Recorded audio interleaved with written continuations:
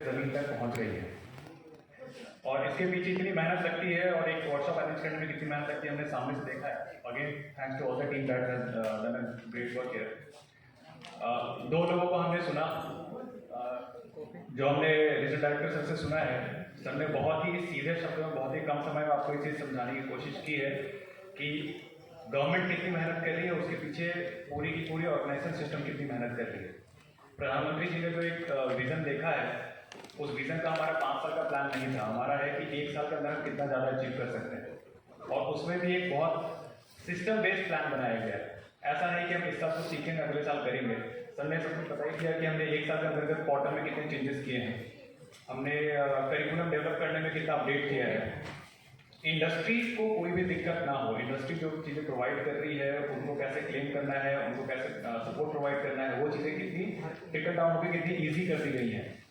इस चीज़ में एक चीज़ ध्यान देने वाली बात है कि जब हम स्किल डेवलपमेंट की बात करते हैं लोगों के लिए, बच्चों के लिए, उसी समय हम सबका भी एक स्किल डेवलपमेंट करना जरूरी होता है। सर ने कहा कि हमें वर्चुअल मीटिंग सीखनी पड़ रही है, हमें ऑप्शनल ट्रेड्स को समझाना पड़ रहा है, उसके पहले हमें वो समझना भी पड़ता है, हमें अपनी पूरी टीम को समझाना पड़ता है। तो before we are going to skill someone else, our own upskilling and multi skilling is going on parallelly by at the same time.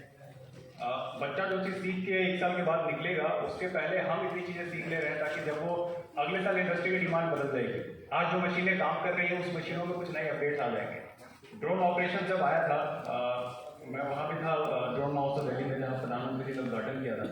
अगर आपने उनकी स्पीच सुनी होगी तो उन्होंने अपने 10 साल का विजन दिया था ड्रोन से, कि ड्रोन के थ्रू हम हर इंडस्ट्री में कितनी चीज़ें चेंजेस कर सकते हैं। मैं एक माइनिंग इंजीनियर हूँ, मैं BIT सूबे का पास आउट हूँ, नाउ मैं फर्स्ट ऑफ ऑल, तो मुझे पता है कि ड्रोन का काम माइनिंग में कितना यूजफुल है और कितना टाइम सेविंग है और कितना एफिशिएंट भी है at the same time.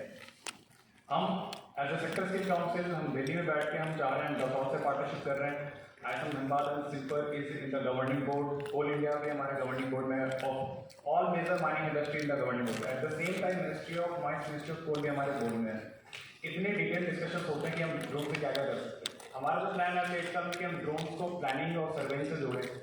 Drone automatic अपने स्टेशन से निकल के जाए, माइंस को कवर करे और ऑटोमेटिक अपने स्टेशन पे आ जाए। इंसान कंट्रोल रूम में बैठा हुआ है, वो ऑटोमेटिक चार्जिंग सिस्टम में चला जाएगा। इसके अपलोड डेटा होंगे डायरेक्टली और उस पर डायरेक्टली इंजीनियर काम करेंगे। इतना टाइम सेव होगा तो ही जाके हम माइन प्लान समय पे कर पाएंगे, प्रोडक्शन टाइम पे हो पाएगा। और जो कोल माइन, आप सबको पता होगा कोल माइनिंग का बहुत प्रेशर है इंडिया में फॉर पावर सेक्टर, तो उसको हम मीट कर पाएंगे। अब उस टारगेट को मीट करने के लिए बैकग्राउंड में कितने लोग लगे हुए हैं, उनकी अपस्किलिंग कितनी फास्ट रेट पे हो रही है, इस पे मैं आपको अपने प्रेजेंटेशन में बताऊँगा। संजय सर ने भी इस बात पे बहुत फोकस किया था कि इंडस्ट्री के को साथ लेके चलना है, इंडस्ट्री को ही लीड करना है। हम उस जमाने से निकल चुके हैं कि हमने 4 साल की पढ़ाई करी और जब हम इंडस्ट्री में गए तो हमें पता चला कि वो किसी काम का नहीं था, बस वो टेक्नोलॉजी हमने सीखे थे। अब हमें फिर से सीखना है, उस सिस्टम को चेंज किया गया है।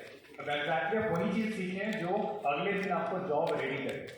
अप्रेंटिसशिप करिकुलम वैसे डिज़ाइन की जा रही है, तो सबने भी कहा कि एग्जैक्टली इंडस्ट्री अपने डिमांड के हिसाब से करिकुलम डिज़ाइन कर सकती है।